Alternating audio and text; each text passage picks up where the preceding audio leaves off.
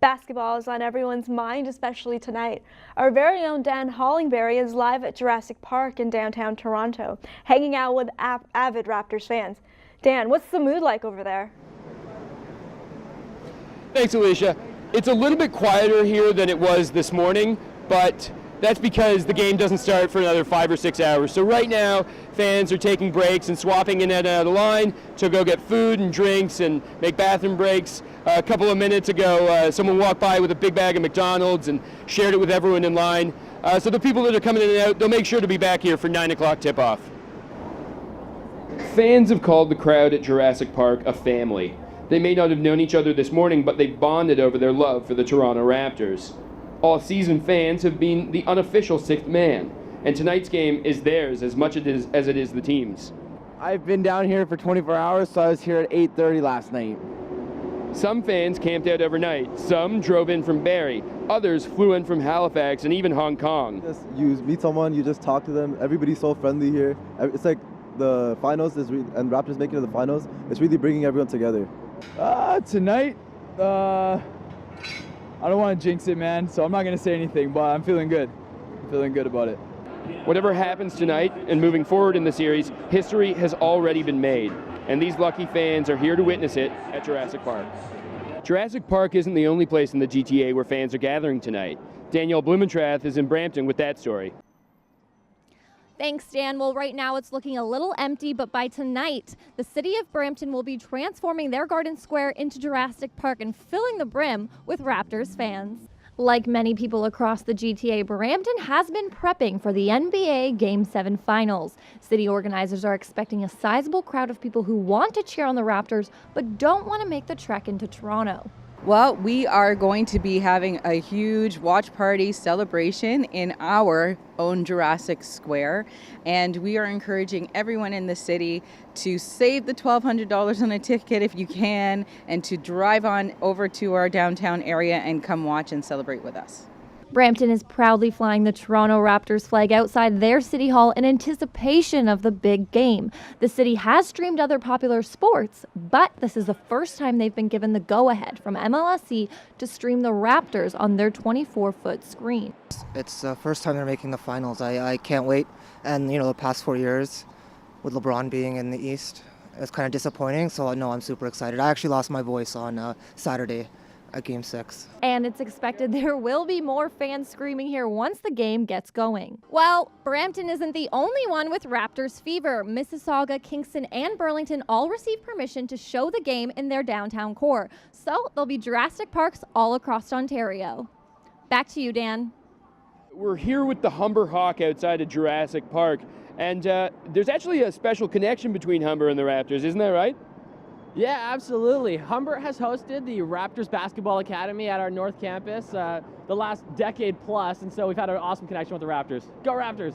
And I hear that there's rumors that Pascal Siakam was on campus? Yeah, Pascal Siakam, Spicy P, he came by last year. He was hanging out with the campers, shooting some basketball. It's super cool. They supported us, we want to support them. How important is basketball to the Humber community? Oh, basketball is super important to Humber. Humber has won championships in the province, championships nationally. Humber basketball is super huge, and so we want to love Toronto basketball the same way we love our own college basketball. Go Raptors! And do you think that the Hawks going to get a chance to meet the Raptors tonight? Oh, we hope so. Howie was telling me earlier that according to Jurassic Park, they're distant relatives, so we really want to find the Raptor. Raptor, come on out. Meet your distant cousin, Howie the Hawk. Thanks so much, guys, and back to you, Alicia. Thanks, Dan. Looks like the excitement is already ramping up. But it's not just all Raptors in the Six. It's also festival season in Toronto. It seems like the entire world is being celebrated through events taking place this summer. This week, immigrants, newcomers, and refugees are contributing to the artistic mosaic of Toronto, happening at the Happening Multicultural Festival. Raisa Rahim reports.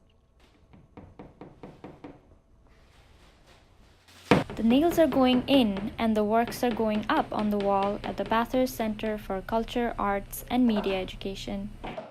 What I'm presenting today is a tripod on zinc plate. And okay, I think my artwork helped me always to express what I feel. Happening Multicultural Festival is showcasing the creative works of refugees, immigrants, and newcomer artists who are all dreamers, creators, and givers to the communities. This is a platform that we create to promote the different expressions of art. Through dance, poetry, child and youth engaged arts, organizational networking, and professional development, Happening serves as a bridge between art, community, culture, and identity. We have the ability to create these platforms where we present our culture, our traditions, and our realities in our own terms, not the terms that are pre-established by the mainstream media or the preconceived ideas of others. The event is packed with anti-oppression training, cultural performances, creative writing workshop, and youth engaged arts. It explores a diverse range of artistic styles and techniques, socially engaged art shows, and how they can establish different dialogues. The immense growth that occurs when creative people join hands can be portrayed through this 4-day event.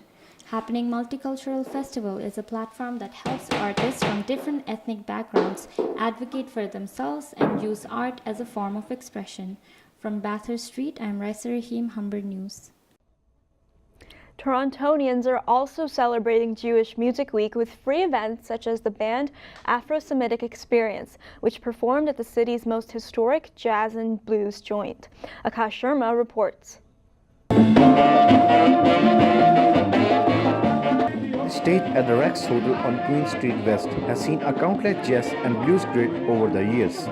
Today, fans are treated to blend a musical style organized by the United Jewish Appeal. With the Jewish music, it's very interesting because it's music reflecting people in different climates. Some people were living in Europe, some Jewish people, and some people were living in the deserts in the Middle East. And they have different kinds of songs about different subjects. Some is about the heat and about struggles in life. The crowd was not only enjoying the songs, but also the food and the drinks with their families and friends. The theme of songs were based on community togetherness, nature, and some were religious. Some people demanded for their favorite songs to the musicians, which were played later and in the show. It's hard to just pigeonhole it. Most people, because they're afraid to talk about different styles merging together, would just say jazz. But I would say we played some African American sacred music, some Jewish sacred music, we played some African rhythms, we played some klezmer rhythms. We explored a wide range of musical possibilities.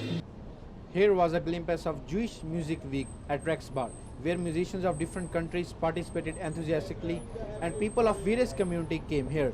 I, Akash Sharma, with cameraman Prakti Kaushal for Humber News. And keeping with the multiculturalism theme in the city, the Portuguese community came out to celebrate the Senhor Santo Cristo Festival.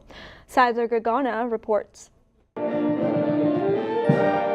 With marching bands away from home, the Portuguese community celebrated their annual festival. Started in 1966 in Toronto, the festival holds a special place for them. I've only ever known this since I was a child. I remember my first memory was at 3 years old, and my father was very dedicated, our families, you know, my grandparents and everything like that. And it's great to keep the traditions alive. Portuguese have been celebrating the 300-year-old festival for the past 53 years here in Canada. The heart of all the ceremony was Portugal Square, which was created more than 100 years ago at Bathurst and Adelaide, and it remains the place where the community from across the GTA comes together. In this country, where it's always accepted immigrants, and especially Portuguese immigrants from early on, and for both the workforce and both for community festivals like this, where we have them all across the city and the GTA.